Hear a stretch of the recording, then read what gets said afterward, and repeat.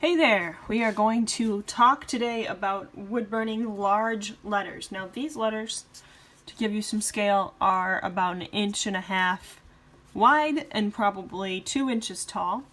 So they're pretty large for what you typically would wood burn. Now I'm going to be using the wood burner that most of you probably have. Just this little heat up one that you would get for like $12 at Walmart, and this is what most people use. So what I'm going to do with these larger letters is outline them, and then if I want to go in later, I can burn the inside of them, or I can add some stain. When I start wood burning these letters, I start from the bottom, and I always work my way up to the top of the line. I find that starting at the top or trying to drag my way down, in other words, is much more difficult to get a nice straight line. Now my wood burner just started to heat up here, so it's the first line that I make is going to be a little bit thin and dull. So I'm just going to go right back over it. As my wood burner starts to heat up, these lines are going to get a little deeper and a little darker. So if you plan to put any kind of stain in your wood burning, you're going to want to make those lines nice and thick and deep. Because what's going to happen is when you put the stain inside of that letter, the stain's going to reach out towards the end, start to soak into the wood, and when it hits the little groove that's in that wood, it's going to have a place to stop leaking.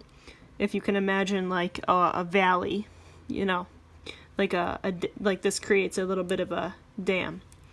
So when I get to those edges of the wood here that are or edges of the design rather, that are curved, I'm just going to curve my wood burner right around to meet it, and that should do a pretty good job. If I do get a little bit of stuff like right in here that isn't perfect, I can always come back and sand that out later with some sandpaper, but I do try to get it perfect on that first run around because it does take a lot more time if you come back with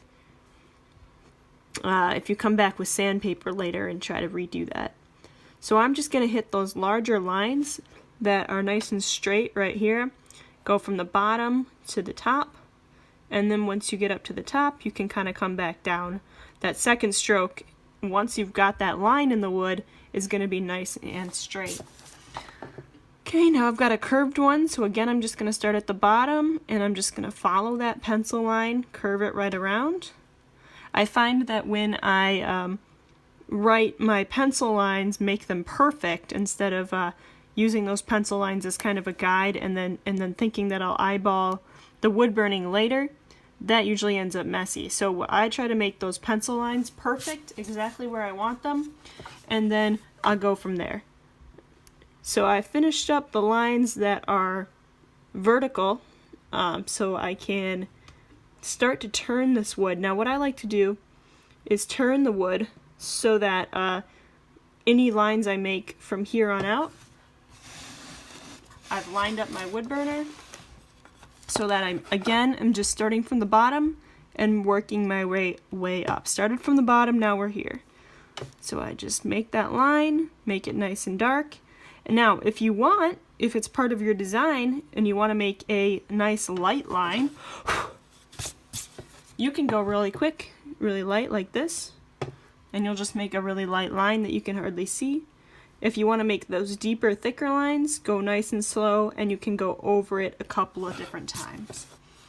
Okay, so I'm just going to finish up with a couple of lines that go this way, and then I'll turn that wood one more time so that I'm able to reach each and every part of this letter. Just like that.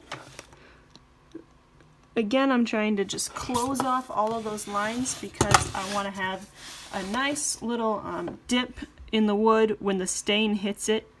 I want to be able to catch all of that stain so that it will stop right at the edges of this wood.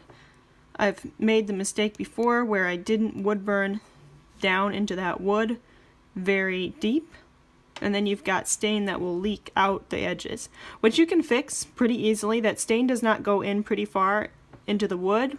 Depending on what type of wood you're using, you should just be able to sand that right off. If you're using like a wood that you cut yourself, like a log out of a tree, I've found it much more difficult to sand the stain out because it tends to soak in very, very deeply into the wood.